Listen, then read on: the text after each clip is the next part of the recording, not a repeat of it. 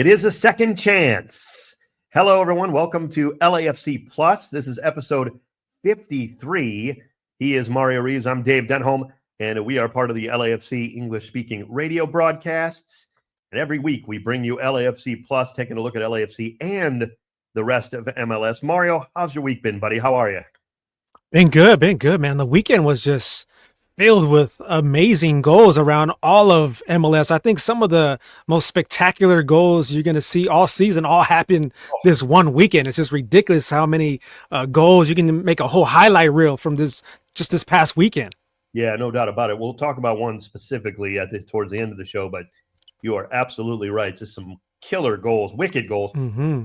Shout out, as we do this show, shout out to Vancouver Whitecaps. They get by Inter Miami in the CONCACAF Champions Cup, thrashing them in the second leg. But, don't let that – everybody's always like, oh, my gosh, they lost so bad. They got – Inter Miami, of course, once they got down, they had to open up as wide as the Sahara, or as wide as the Grand Canyon. They just let Vancouver just attack. And Vancouver, to their credit, finished. And they deserved it. I actually turned it off after a while. I was getting like, oh, my gosh, this is over. It was over, yeah. I did real quick. I tweeted something out that people didn't agree with, but I wanted to explain it, on Twitter, X, whatever you call it. Sometimes you don't have enough space or you don't, I said Vancouver, kudos to them and everything, but they have zero chance to win in the final. Zero. They will lose to either team. Now, as we do this, of course, still waiting the winner. You'll know by Friday who was won, of course, the other end of the bracket, which is the all Liga MX side. Vancouver cannot win the final, a one-leg tie. And I'll tell you why. Sebastian Berhalter got a second yellow there in quick succession. Actually, I think it might have been his third in the tournament. He has to sit out and miss the turn. He is playing so well. He's been playing really well, Dave. Yes. Yeah, he's the catalyst right now. Now they have other good players. I'm not, they're a team.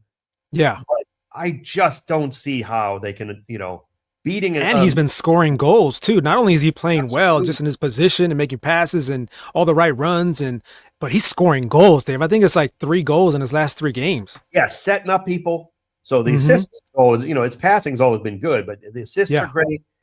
Set pieces, goals now, as Mario said, he's doing it. You can't lose that guy. You can't lose him and expect. I'm sorry, those Mexican teams are just going to either one. I just don't see it. And maybe I'll be wrong. I'm not going to lie. I hope I'm wrong, but I didn't put that, the X, I didn't tweet it out. I just don't feel there's a chance now without Berhalter. It's a big congrats to Vancouver for doing it both in MLS, because they're leading the Supporters Shield race as well in MLS. And then they're also doing it in CONCACAF Champions. They're in the final, but it just hurts me so much. Like to see them in the final, knowing that LAFC would have played Vancouver in the semifinal if LAFC would have beat Inter Miami, which I feel we should have. That still hurts me. But, man, I think LAFC really would have knocked out Vancouver. I mean, I really do deep down inside. I know a lot of LAFC fans are still thinking about that too, just like me and you, Dave. We still think about that series with Inter Miami, man. Yeah, no, I totally agree. Couple of things before we move on.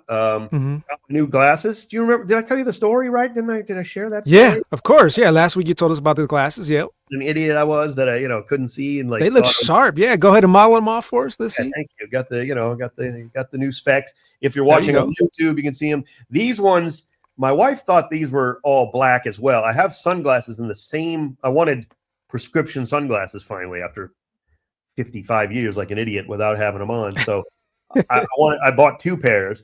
One of these are prescription sunglasses with the transition lenses, so you can kind of wear them in and out. These are just regular, but my sunglasses are black, like the frames. These look like they are, right? You probably are looking on YouTube going, yeah, they are, Dave. Mario, you're probably saying these are actually green. So nice. They're kind of you can see them in certain light. I can see that they're green when I'm wearing them. Yeah. So, kind of dig See, them. Dave, we're on the same wavelength because I have these green, kind of tortoise green sunshades from Burberry. They're really cool, and I get a lot of compliments on those too. Because when you're out in the sun, you could see the green through it. Yeah, exactly. Cool. That's what these, because they look black from a distance. There's no doubt. I don't disagree. But there you go, a little football fit check right here on LAFC Plus, like we normally do. I finally got where I can actually see again, like an idiot. I was trying to. Good for you, baby. we move on. LAFC, Houston Dynamo this weekend, Mario. The reason we said second chance, of course. Yeah. Dynamo's the only team that's going to be meeting LAFC for the second time already in MLS play, we should say. So this has been scheduled out as the first team that LAFC will finish the season series with. And LAFC need a win at home because they lost on the road in Houston just a few weeks ago, right? It seems like it's been 6 months since that game for me. I mean, I know I'm recovering from a little bit of an injury, so my time is weird, but it seems, Mario, like 6 months ago we played them, not weeks, Just It does. And LAFC are coming off a game where they wanted the full 3 points, right? Against St. Louis at home, at BMO. St. Louis never scored against LAFC before, and they actually put up 2 goals at BMO. So LAFC know that they should have won that match. So the first thing they want to do is get right back at BMO, right back at it the next game. And here it is. Houston this weekend, a team, like you said, that beat LAFC over in Houston. Houston is always tricky, right? It's either the weather or lightning, rain, whatever it is. They're always up to play against LAFC, and they're going to be ready to go against LAFC here at BMO Stadium. So it's going to be a fun one. And, we never make excuses. Those are not, the games count just the same. But to be fair, LAFC was a heavily rotated squad. It was between the 2 Miami games. Remember, they didn't come back home after Houston. They ended up just going right to Miami. If you're trying to refresh your memory as a fan, it was between the Inter-Miami matches and the CONCACAF Champions Cup. Again, no excuses. Houston did just enough to win on the Jack McGlynn wonder goal, frankly. And they deserved it, but it was against a pretty rotated squad. And LAFC now back home in the more traditional week-by-week part of the schedule where maybe they're getting into a little bit of rhythm, hopefully. Certainly, we'll talk more about that with LAFC offensively. But first, let's take a look at Houston. 2-4-4. LAFC comes in 4-4-2. 4 wins, 4 losses. Houston's 2-4-4. Winless on the road. This is not a good team away from home. They haven't really been for a while, frankly, although they can, spring the upset or two. But, Mario, they've added some talent. Yossi Olasanya and Andre Linger, especially up front. Those 2 players to help with the attack, which really already boasts Ponce, we know, is dangerous. I mean, Bassi is a pain in the neck to play. With McGlynn, as we mentioned, scored a wonder goal against LAFC in that 1-0 win. So they have weapons. That's the one at the top of my list. McGlynn is the one at the top of my list for me. He's a very good player. And Bassi, like you mentioned as well, he almost had a chilena of his own because there was a couple chilenas over the weekend. He almost had a chilena goal over the weekend. And then there's Linger, the number 9. He's a really good player, scored versus Austin last weekend. He's a really good player. And then, the number 10, Ezequiel Ponce, he's a spectacular player as well. So LAFC have their work cut out for them, this weekend at home. They need to defend at home at BMO Stadium because you got to pick up wins at home. Those are so important to pick up the full 3 points. Can't be dropping those points, and again, pick up the full 3, not just get a good result or whatever. Like, you can't be dropping 2 points even at home, with these draws. And it's just, in the long run, we know, LAFC know, you got to get 3 points at home. Then you go out and do your best on the road. Occasionally, you might get a draw on the road. That's a decent result, I'll say it just blanket statement because it's not always true. But a draw on the road or a draw at home is not a good result. We know this. Like, that's not a good result. Right. LAFC were not happy the other day when they drew at home. Going to Portland, coming back, getting a draw there, maybe, a little better. Like, you got 3 goals. Like, you struggle a little bit defensively at certain things, but last week against St. Louis, even though you're down 2-1, it's like, it's great. The feeling is great to come back, but nobody was giddy about that at the end of the game, even though they scored late. If you watched the game, or if you were listening to it, you could hear or see how kind of like they were still like in, let's go, grab the ball in the net. We got about 30 seconds. Let's go. We can still, let's win this dumb thing. Yeah, they were going for the win. They really were. They didn't sit back to make sure they got the draw, just in case. Like, you don't want to give up a late, No, there was none of that. It was, let's get going. We're not happy. So 2 straight draws for LAFC, 2 straight, a 3-3 tie in Portland, had a little bit of different feeling to it because they did come back. Then the last match, the 2-2 draw at home, but giving up 5 goals in those 2 matches is not like LAFC. That's very uncharacteristic of Steve Cherundolo's defense in LAFC. That's not going to get the job done. But the entire group, they know that they got to pick up the scoring. It just can't be Denis Bouanga. They know that everybody else has to pick it up too. And it does help whenever Denis gets going. It takes a lot of attention for sure. I was talking with Jeremy Abobasi today, just earlier before I came here, and he's saying the rest of the attack, they got to focus, on doing their work. They can't focus on Denis, solely on Denis, because that puts Denis into a spot where he can't do his thing. Jeremy says that they need to take the pressure off of Denis. Yeah. And that's true. You gotta take some of that pressure off Denis because he can't score 3v1 every single time. No, but a big shout out to Cengiz Under. Wow. Didn't start. Yes. Came in off the bench and 2 of as good of assists as you're ever going to see, really. I mean, oh, man. And I know Denis had a lot of work yet to do on the second pass. Obviously, we're taking nothing away from Denis, the amazing golazo there, a lot of individual effort. But the pass that sprung him forward that late in the match to hit it as perfectly as Under did, you also have to recognize the pass, too, because otherwise, Denis not going to even get a chance to go 1v3 and score a wonder goal like he did. Cengiz Under on the first pass, holy cow. Again, Denis with a good finish, but I think the first goal was really a lot of Under, obviously, and Denis would tell you that. It's just pinpoint passing with that left foot, just magical. Just magical. And if you didn't hear the second goal on 710 ESPN, we also have that here for you. I know Dave has it. That was a thing of beauty. What a golazo from Denis. All right, we'll play that now. Here, this is courtesy of LAFC and 710 ESPN. Denis pushes it into the 18 on his left foot, cuts it back to his right. Denis still on the ball, looking for the shot. Goal! Denis has scored to tie it! Oh, what a goal! It's a golazo for Denis Bouanga! Oh. Wow, the crowd erupted on that. Do you hear that call? Oh, my gosh. I can still see goalkeeper Ben Lunt in my mind right now as I close my eyes. Yes, Denis was amazing, of course, and like the finish but Lunt was so surprised and so shocked that he had just given up that goal and there was nothing he could do. Like it was a goalkeeper who knew there was just nothing I was going to be able to do about that. How did he score? Like, how did he do that? He probably didn't see the actual kick because there was 3 of his own defenders were right there on Denis. They were guarding Denis, and somehow he squeezed it right through them. I mean, that's 4 goals now for Denis in the last 3 matches, and we knew that this moment would come when Denis starts to get rolling and starts heating up. Hopefully, it's just the beginning, and he keeps it going, right? Yeah, and brothers and sisters of LAFC, if you haven't seen a highlight of that goal, we're not making it up when we say there were 3. Like sometimes people exaggerate, like, oh, he got through 5 defenders, or go watch. There were 3 guys there versus Denis trying to close out that match. And again, there was seconds left, essentially. I mean, scored in the 95th minute or whatever. So we played a few more, because the referee added a little more time on, but that was it. Like that was it. And to finish like that in that pressure, when, let's be honest, there's been times this year in games this year that Denis probably would have put that in the 20th row, right? I mean, we've seen it. That's the way it happens sometimes.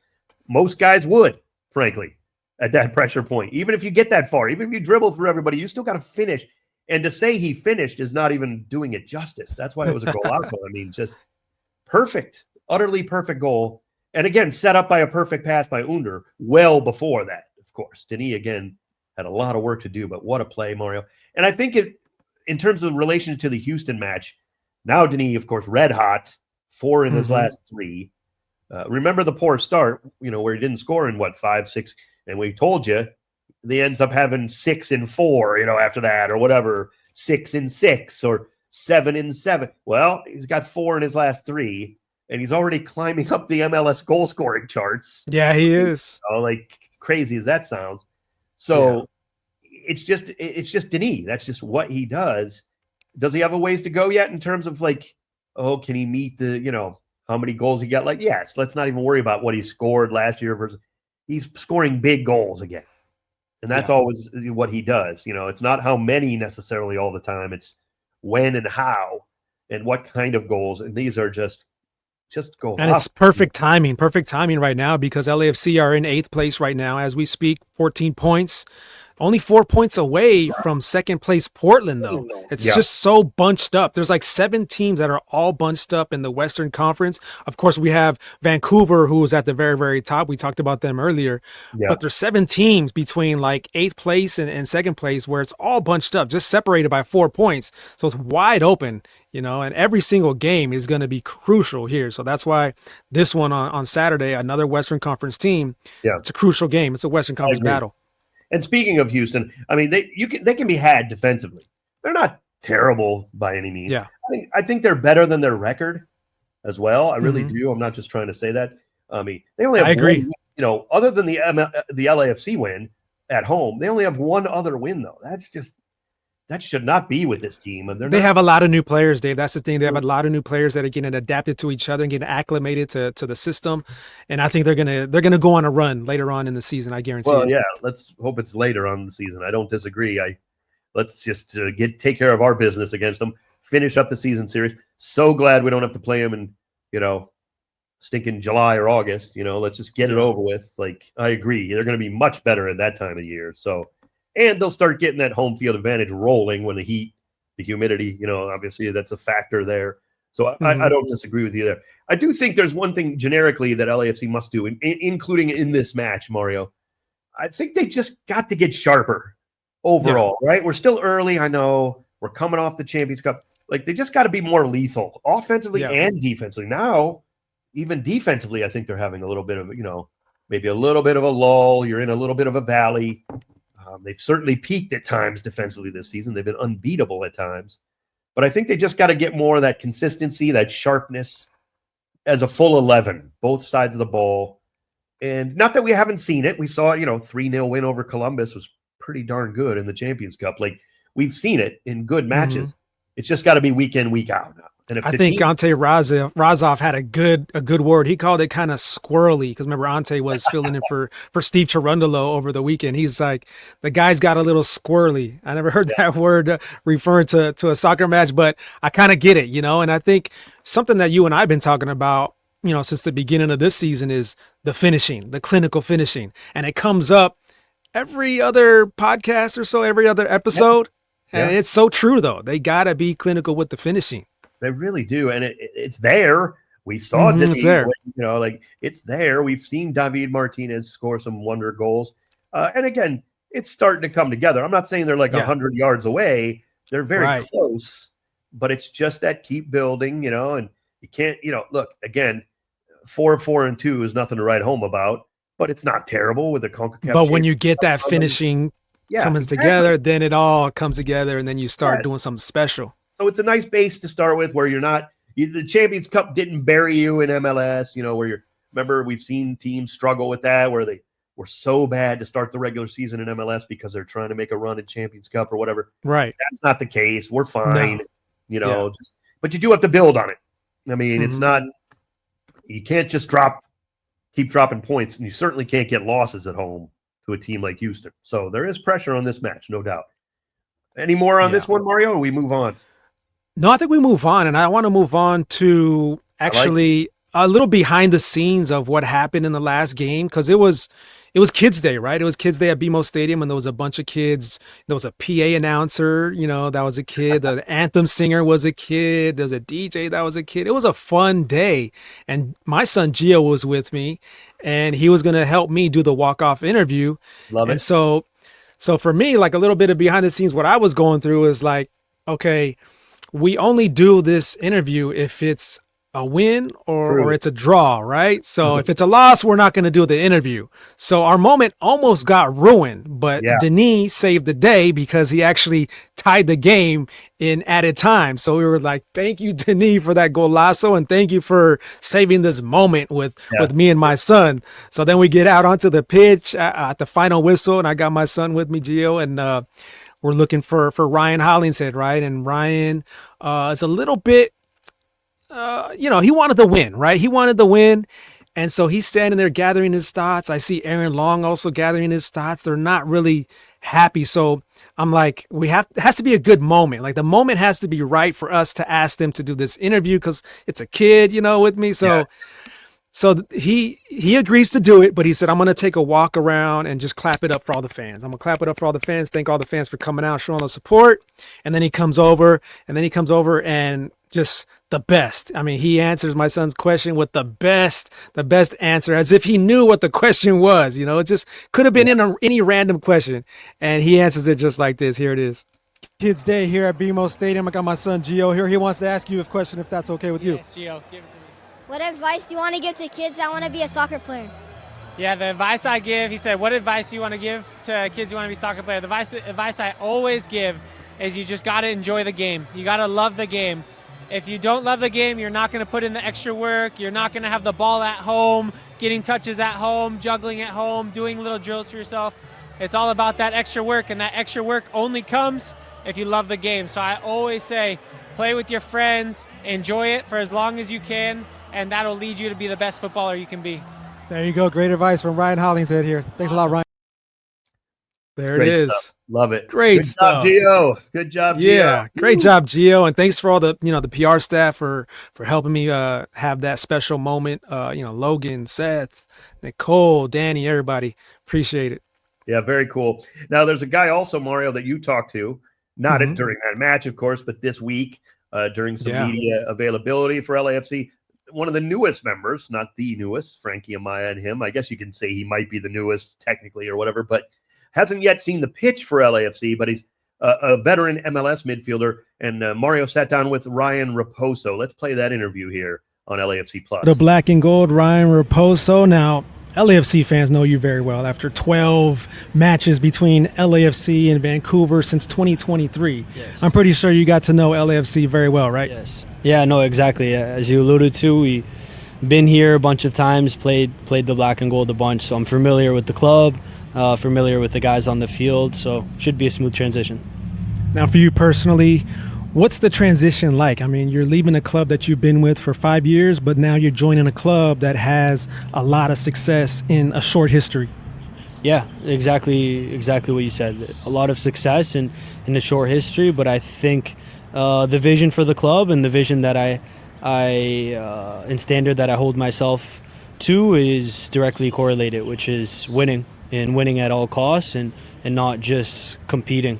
I think that's something that this club does really well, and I think that's ingrained in the culture. So like I said, it doesn't matter the competition, you want to win it, and you want to win trophies. So yeah, I'm excited to be here, and I'm excited to help the team.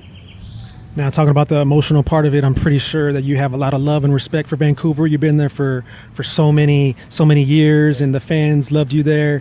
What's that connection like, with Vancouver fans when you got to leave? Yeah, it's difficult because it was always a loving relationship between myself and the fans. Like I said, it was my first club, so they're everything that I know, and I've built great relationships with all of the players, all of the staff, all of the fans. So yeah, like you said, it's emotional, but for me, it's I'm super excited in the direction that the club's going, and I'm happy for them. So now you get here to the training facility, you start lacing up the cleats. What's the mindset like, knowing that you're going out there, you have to start competing for minutes on this talented roster here with LAFC? Yeah, again, like you said, it's a deep team. It's a talented team. If you look at the roster, there's a lot of good players, and a lot of good players that have previously played meaningful minutes elsewhere in the league. So like you said, it's a very deep squad, and I think the saying is iron sharpens iron. So I think that this group of guys, we're just going to push each other to get better, and that's the way it should be. Guys competing every day for positions and competing for minutes, and all that's going to do is going to help push the club in the right direction and create a winning culture. I like that mentality already. Now, LAFC's assistant coach, Mark Dos Santos, you know him very well. He was your head coach over Vancouver for a couple of years there. How big is that? How important is that to have somebody, a familiar face here on the coaching staff that knows you already and what you bring to the club? Yeah, like you said, that's massive. Before signing, you know, I had a couple conversations with Mark, and him speaking to me about why he thinks I would fit into the mentality of the club, and why he thinks I would fit in with this group of guys.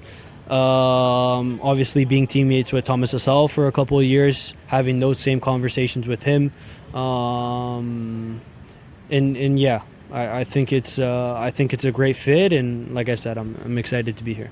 What are some of those things that Mark says that you fit in here? What are they asking from you when you join the club here? Yeah, I think Mark knows my mentality and he knows my attributes as a player. Defensively, from what I've seen, the coaching staff wants to press and they want to get in the face of teams and win the ball higher up the field.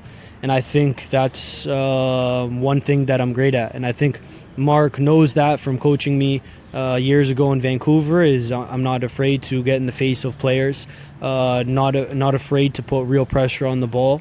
So that's how I see myself helping the team defensively and attacking. I think he's seen my qualities, and I would say that's crossing, creativity in the final third, and helping unlock teams. So yeah, that's how I see myself helping the team, and I think my profile is a bit different than what's already here at the club. Appreciate the time, Ryan. Best of luck going forward here with the black and gold. All right, thank you so much. I like how he said he's about winning, not just competing, because I think in some markets you can get away with just competing, but this is LA and you don't get away with that. You got to win out here. So I love what he says. I like his mentality. Yeah, and I've always thought he's been a very underrated player. You know, Me too. He kind of alluded to, he can go both ways. He's not afraid to defend. We know that. He's scrappy. He's tough. Yeah, he's tough. Yeah. He likes to get forward still, you know, and create for others. He's not going to finish a ton of, you know, he doesn't want to get his chances even necessarily. He's not about that. Not that he can't, but he prefers to look for the pass, look for other players going forward. I like it. I mean, again, you cannot have enough depth when you're talking about what this team could be facing. We talked about it as after they signed. There is the looming possibility of a game against Club America, which could lead to bigger things and a more jam-packed schedule. And, you know, that's also a factor. You got to have this roster loaded up and ready to go. So welcome, Ryan. We know he's going to be a good addition, no doubt. So I'm pumped about that, Mario. Good stuff there.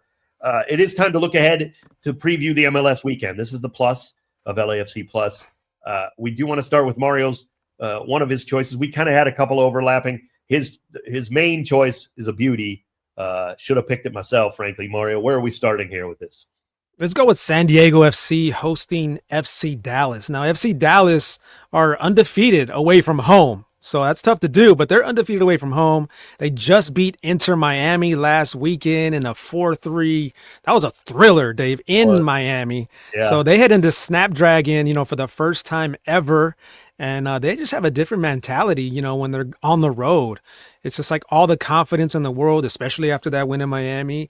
And I think they can keep it going, honestly. I think they can keep that going coming out of San Diego as well. So look out for FC Dallas, who's doing it on the road. Yeah, and I know FC Dallas has had a lot of pieces, but Lucho Acosta, once you let him settle in, he's never going to let his team be bad. Yeah. I mean, you know what I mean? Like, he's just going to pick him up by the scruff of the neck if he has to. What a player. And they're going to win. You know, it's just just, once they added Lucho Acosta, that's it. They're going to win. I mean, that's just always an MVP candidate, always. Yeah, and I know they lost a lot of talent, of course. They decided to move on from certain players, which, you know, I didn't hate. I mean, you weren't doing much with them, as good as players as those were. You know, Jesus Ferreira, Paul Areola, who, of course, suffered that bad injury, unfortunately. But they weren't winning with them. But you get Lucho, he's going to pick you up, and I'm going to carry you guys to victories. Now, he has more talent around him than that, and they're starting to gel a little bit. So, yeah, I'm with you. That's a great shout. And it's a great shout to see San Diego. I mean, something's got to snap them out of it because they're on a free fall here, in my opinion. They do not look good. Now, right. They've had a good start. Hey, they beat us. Can't take anything away from them for that. They beat us. So, you know, and they have the exact same record as LAFC. Okay, I mea culpa. I admit that. But LAFC is ascending. They're descending. You know, and right. The ebbs and flows of an MLS season. But Mikey Ferris, you got to be careful here. I think it's a great shout. It's going to be and both San Diego and Dallas are right above LAFC in the standings, like right above LAFC. So selfishly, I would like to see a draw right here in this match, right? And an LAFC win against the Dynamo. Actually, good stuff. I've got a couple of choices also from the Western Conference. We kind of overlapped with some of these, so we're mixing them all together. Seattle against St. Louis up at the Lumen Field. I was intrigued. Maybe St. Louis kind of shook off their poor scoring against us. Like maybe that'll kind of wake them up a bit, although they ended up giving a couple goals, which they haven't done much of. So maybe it's just an LAFC outlier because we're so unique. But Seattle is really, really starting to come on, Mario. And not a moment too soon. Remember, this is a team that is already in the Club World Cup. We talk about the possibility of LAFC getting there. Well, Seattle knows they've got to look towards that and build towards that. And despite kind of a slow start, this team is coming on. And not a surprise, right? Not a surprise to you or me. I mean, they're right there in the standings. They're going to be there at the end of the season. They're going to be in the playoffs. They're going to be one heck of a team to try to knock out when you get to the playoffs. But right now, they're just 1 point below LAFC. So we're hoping St. Louis can help us out in that one, But St. Louis is a tough team who keeps on adding points slowly but surely. They have 10 points in 10 games, only 2 wins this season, but they're playing well against the better teams. They're playing. They had a draw against LAFC. They had a draw against Vancouver. They won against Seattle. They won against Seattle, and they destroyed the Galaxy 3-0 in Carson. True. So St. Louis has some big wins, and they're steadily getting points, slowly but surely. Yeah, I think it's going to be an interesting matchup there. And then the last one, I picked it for a certain reason. I'll explain. San Jose versus Portland. Okay. Mario, there's been times in LAFC's history, right, where we see a matchup and we know because of history, like, wow, this could be a 5-goal game pretty easily. Like, should be really. Like, yeah. Mario, I've never seen a match in MLS that I'm going into thinking this game could be a 12-goal game. And I'm not kidding. I'm not kidding, right? Like, I know what you mean. Yeah. This could get nuts, like, between these two teams. I wouldn't be surprised if it's literally 7-5. Like, I don't say that lightly. We played both. We've seen them both up close. We know the history of both in a sense. Yeah. Not that that'll play too big. Now, granted, being an idiot that I am, sometimes it'll probably be 0-0. But I think this could literally be one of the highest scoring games in MLS history. At least that's how it kind of feels. Which is why watching it, if you're keeping an eye on it, because holy cow, these teams, you don't know what you're going to get defensively out of either one of these on any given day. Like, there is no D. And they do score, have right? Joseph Martinez, one of the greatest scorers of all time in MLS, and he's kind of revived his career over there in San Jose, right, Davey? I mean, another goal from him last weekend in Columbus, his 6th goal on the campaign. Matter of fact, Joseph Martinez and Chicho Arango both have 6 goals on the campaign so far this season. But then you do have Portland over there, and they got all kinds of dangerous players over there. Anthony, DaCosta, Kelsey, they're all playing well. They're all playing well together. Yeah. Lots of firepower over there. And then you got Jonathan Rodriguez coming off of the bench, and he's scoring off of the bench as well. So, yeah, a lot of high scoring there. And then Portland's defense has always been a little bit shaky in the last few years, so they always got that. Yes. So, it's going to be a good one. To give up goals. Neither one is scared to give up a lot of chances. They will. And that's just the way they play. That's just the way the teams are playing. And, again, would it shock me if it's 0-0? Of course not. It's MLS, it's soccer, or whatever. But it would actually, because I think it's going to be closer to 7-6 or 6-5 than it will 0-0. I really do. This game, the more I studied this week, I was like, holy cow, this has the makings of just one of those wildest games, and it's hard to predict that in MLS, in soccer in general, right? You can never quite predict big goals necessarily, but this has all the earmarkings of one of the craziest games potentially. So that's where we'll talking about big goals though. Over the past weekend, Kevin Dankey's goal. Oh. Wow, what an amazing goal! Probably one of the best goals you'll ever see in MLS. Gosh, wow, what a player! If it wins goal of the year, I won't be surprised. Right? I mean, like if it hangs on. Now there's a long way to go, And there's some Yeah. tremendous goal scorers in this league. And we've already, as Mario alluded to, we've already seen some great goals this season. But if you have not witnessed that one on, watching a highlight or oh my goodness. Yeah, I will not be surprised if that holds up the rest of the year as goal of the year. I mean, it's that good. Now, it might not, but whoa, Kevin Denke. And he's got 6 goals on the season so far, playing with that Cincinnati team. Yep. It's very, very tough. Evander, Luca Arellano, he's over there.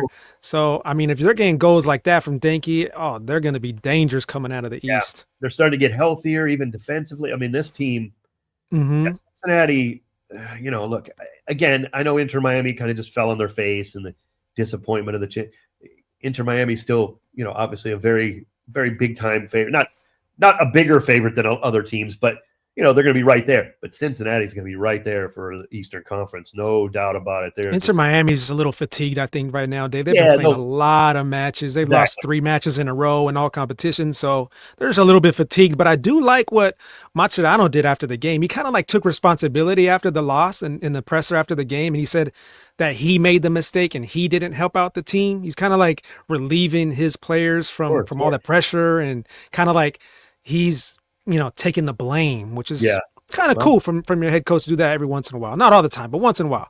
But, we talk about it, and people don't want to admit there's pressure in MLS. Mascherano better win something, because this was a big competition that he was supposed to go and win. Right? Oh, yeah. One of them, and they didn't. Now they're going to be in the, Club World Cup. If they make a good run there, that will go a long way. Leagues Cup still available to them, of course.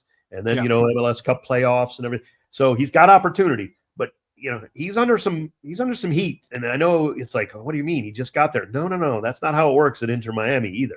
It's one of those clubs. There's a few in MLS. We know that you got to win trophies. It's not about making some nice run, looking good against some other team, we played well. No. When you got Messi and friends and you're paying those kind of salaries, and you got to win, or you're going to be. So they got the Supporters Shield that they've won, and they've also won the League's Cup. Yep. They have a lot of pressure to win some more trophies over there. And they're not getting rid of players if they don't win, right? They're getting rid of Mascherano. So don't tell me there isn't pressure in MLS, at least in some key spots, and he's been one of them, no doubt. He's on the hot seat. There's no two ways about it. So look for that too. No doubt it's going to be fun. Now that they can kind of turn their attention for a while, at least, to get ready for Club World Cup, to kind of get back in the flow, because Mario's talking about those losses. They got to get back in the flow in MLS play up until the Club World Cup. Mario, great stuff. Good stuff, Davey. Saturday, 7 p.m. Pacific for the pregame show. Where are we at? Are we on 710 ESPN and the ESPN LA app? We are on 710 ESPN and the ESPN LA app, Yeah, long live the Lakers. The Lakers are gone, so that's probably unfortunate, of course, for the Lakers, but we will be on 710 ESPN and the ESPN LA app coming up. 7 o'clock for the pregame, LAFC Houston Dynamo. Mario, another great LAFC Plus. Take us out of here, brother. Great to talk to you. Yeah, man. I'm looking forward to seeing an LAFC OG. Let's not forget, this is one of the first players to ever throw on a black and gold uniform jersey, Eric Duenas, right? From his times at the academy. Yeah, he was there as a young kid. I mean, I don't even know what age he started the academy with, but he must have been 14 or maybe even something younger, like that. Right? Maybe 12, maybe. Well, I'm not sure, but didn't he debut for LAFC at 15? It was one appearance, and then he spent some more time at LAFC 2 for a little bit, and then finally broke through. So he was a little older by the time he broke through at LAFC, the first team. But he made an appearance when he was 15 or 16 too. So yeah. So he was with the black and gold before even Carlitos Vela was on the team. So he's been OG. So he's going to be making his return to BMO Stadium. I know he's super pumped to come back to BMO. He's super pumped to try and beat LAFC as well. So he'll get a lot of love. He'll get a lot of love. Yeah, he'll get a lot of love for sure. Yeah, agree. Yeah, make sure you check out the radio broadcast if you're in your car, if you're driving around, or you can get on your phone on the ESPN LA app, 710 ESPN or the ESPN LA app. We got the pregame show starting at 7 p.m. It's a 30-minute pregame show, jam-packed, a lot of info, a lot of interviews, so make sure you check that out. And then if you don't check that out, make sure you check us out on the next episode of LAFC Plus. That's Dave Denham. I'm Mario Ruiz. Catch you on the next one. Go black and gold.